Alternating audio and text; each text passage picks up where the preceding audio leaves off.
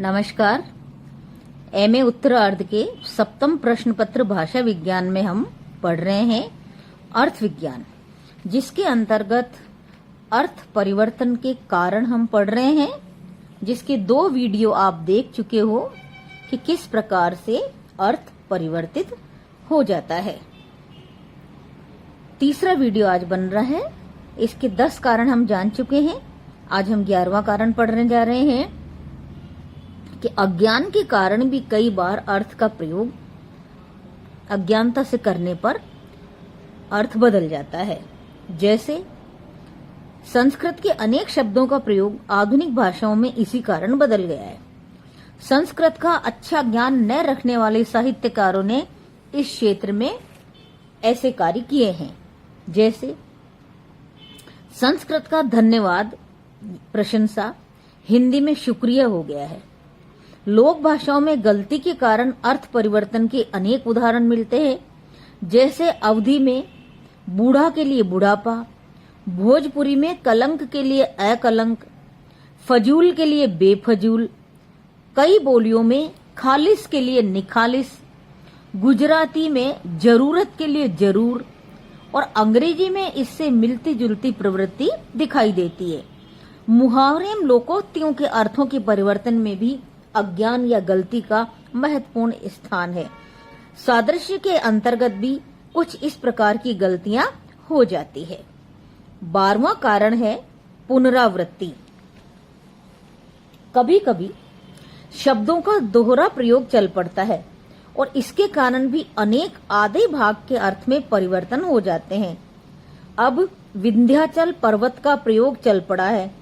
ऐसे प्रयोग करने वाले विंध्याचल का अर्थ विंध्य पर्वत न लेकर उसे पर्वत का नाम मात्र समझते हैं। मलयगिरी के विषय में भी यही बात है।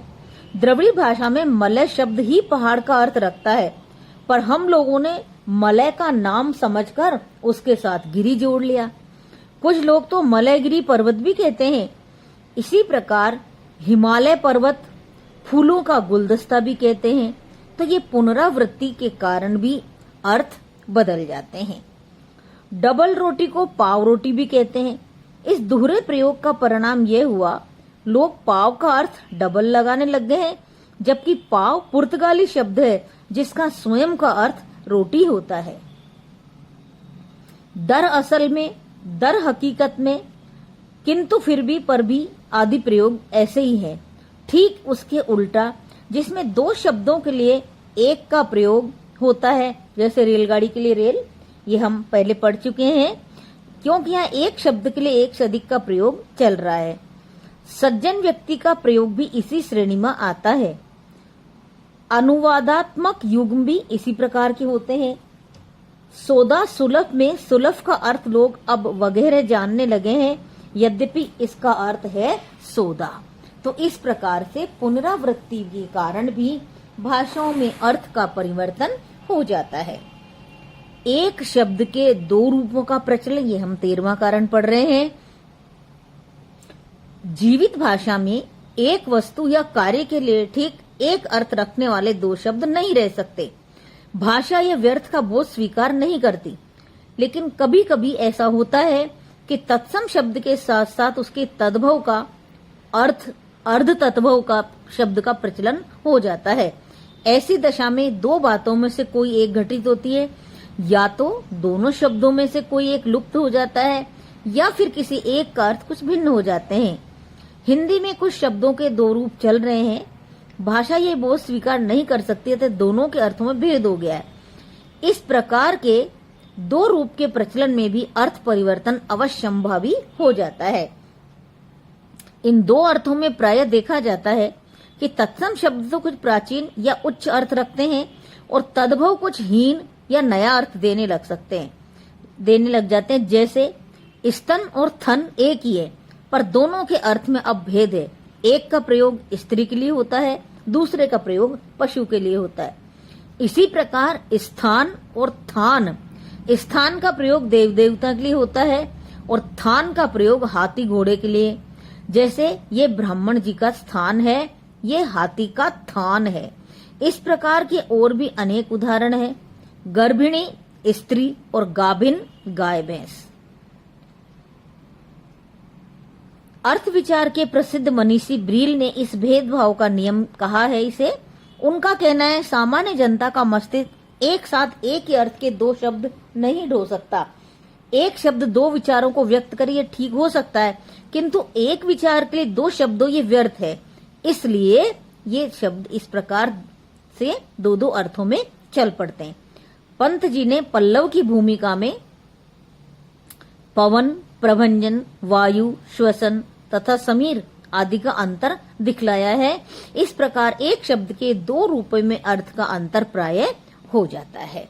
तो अभी हमने पढ़ा है एक शब्द के दो रूपों का जब प्रचलन होता है तो सामान्य जनता उनका अर्थ अलग अलग कर लेती है और इस प्रकार से वो अलग अलग अर्थों में ही चल पड़ते हैं।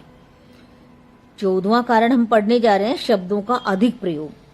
अधिक प्रयोग से शब्द घिस जाते हैं और उससे परिचय इतना अधिक बढ़ जाता है कि उनकी शक्ति क्षीण हो जाती है। जैसे पहले प्रयोग होता था श्रीयुत, श्रीमान या श्री का प्रयोग आरंभ में काफी सार्थक लगता था, किंतु अब ये प्रयोग इतने घिस गए हैं कि निरर्थक और औपचारिक से जान पड़ते हैं। समाजवाद, नेता, क्रांति, संस्कृति, कला आदि भी अब उतनी शक्ति नहीं रखते जितनी पहले रखते थे। विशेषणों और क्रिया विशेषणों से यह बात और भी अधिक घटित होती है।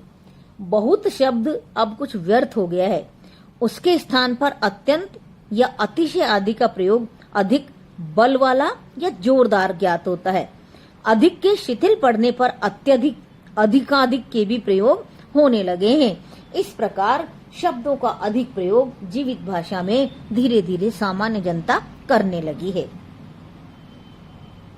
15वां कारण है किसी राष्ट्र, जाति, संप्रदाय, धर्म या वर्ग के प्रति सामान्य मनोभाव।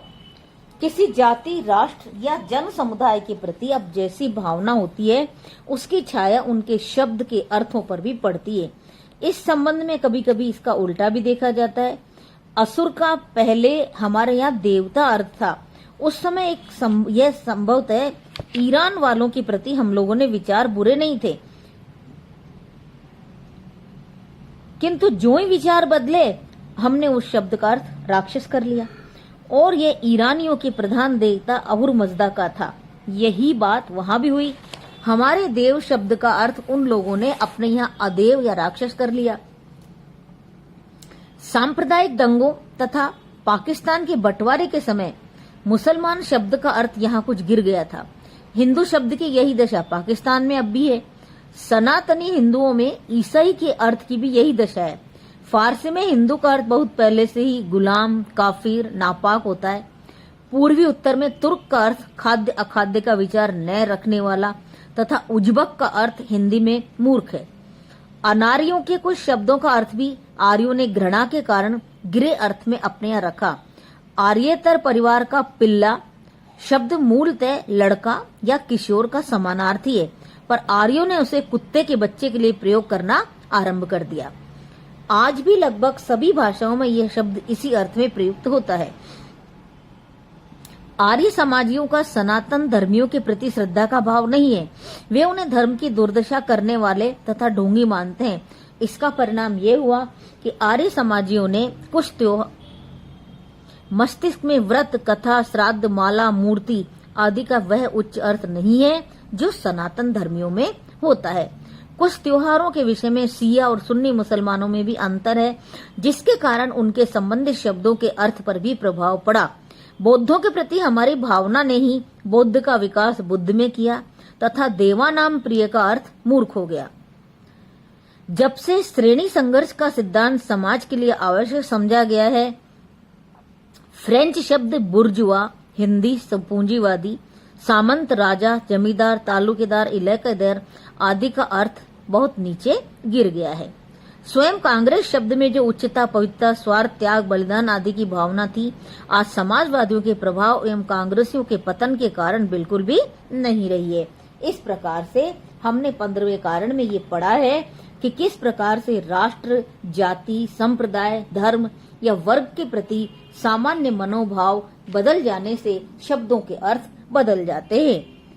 16वां कारण है एक वर्ग के शब्द में अर्थ परिवर्तन।